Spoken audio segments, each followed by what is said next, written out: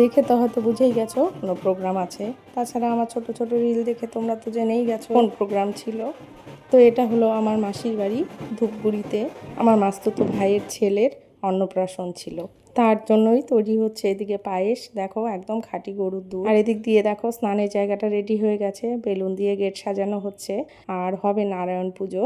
আর এদিক দিয়ে কিছু রিচুয়াল যেগুলো আমি তোমাদের সাথে শেয়ার করছি, এগুলো আমাদের বাড়িতেও আছে, আমার মাসির বাড়িতেও আছে।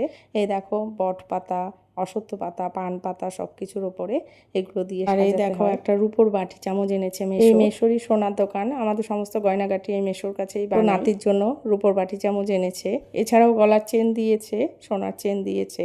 আর এদিক দিয়ে দেখো সমস্ত নারায়ণ পুজোর জোগাড় যন্ত্র করে নিচ্ছি আমি আর মা আর মাস্তুতো বোন, তিনজনে মিলেই করেছি। সব কিছু প্রায় রেডি হয়ে গেছে। আর এদিক দিয়ে আমাদের আবার যখন বাজনা আসে, যেটা ব্যান্ড পার্টি বাজনা, সেটাকে বরণ করতে হয়, সেটাই আমি করে নিচ্ছি।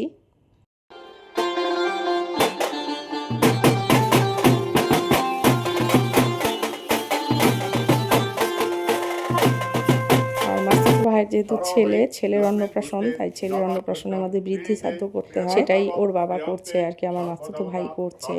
এই দেখো ঘরে পুরোহিত মশাই বৃদ্ধি শ্রাদ্ধটা করাচ্ছে, মাস্তুতো বোন সেই বাকি কাজগুলো করেছে।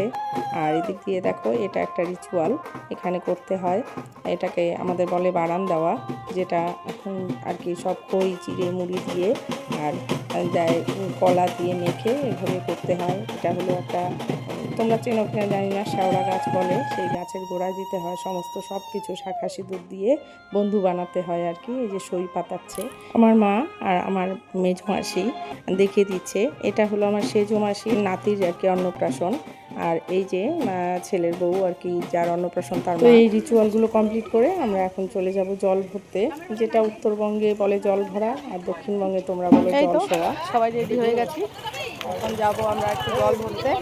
এই দেখো সবাই রেডি।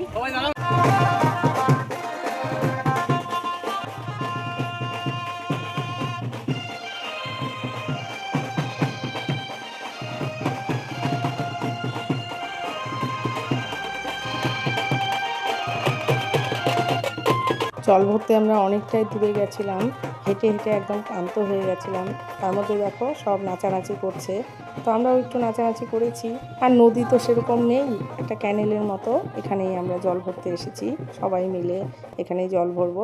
আমাদের জল ভরারও নানা রকম রিচুয়াল আছে, সেটা তোমাদের সাথে দেখাচ্ছি, তোমরা দেখো।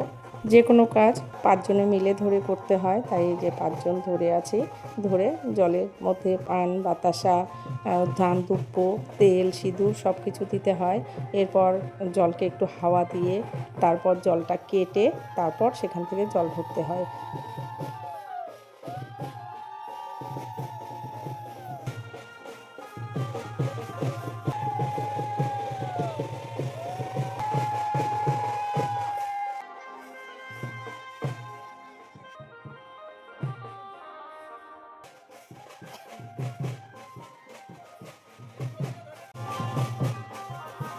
একটা কলসি আর 5টা, টোটাল 5টা থাকে, তাহলে একটা কলসি আর বাকিগুলো ঘটি নেওয়া হয়েছিল, কারণ এত বড় বড় কলসি কেউ টানতে পারবে না, তাই তো কলসিটা আমি তুলেছি, তুলে তারপর যে টোটো ছিল ব্যাংকটি সেখানে দিয়ে দিয়েছি, কারণ এত দূর ট্রেনে আনা সম্ভব না।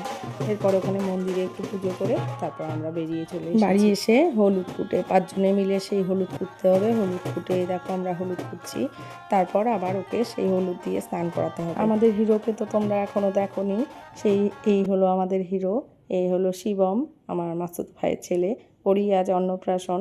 আর অন্নপ্রাশনটা হয়েছিল 2 দিনে, কারণ হলো যেহেতু রিচুয়ালগুলো আছে, আর পরের দিন তার জন্য মেন প্রোগ্রামটা হয়েছিল, প্রথম দিন অন্নপ্রাশনের প্রোগ্রামটা হয়েছিল।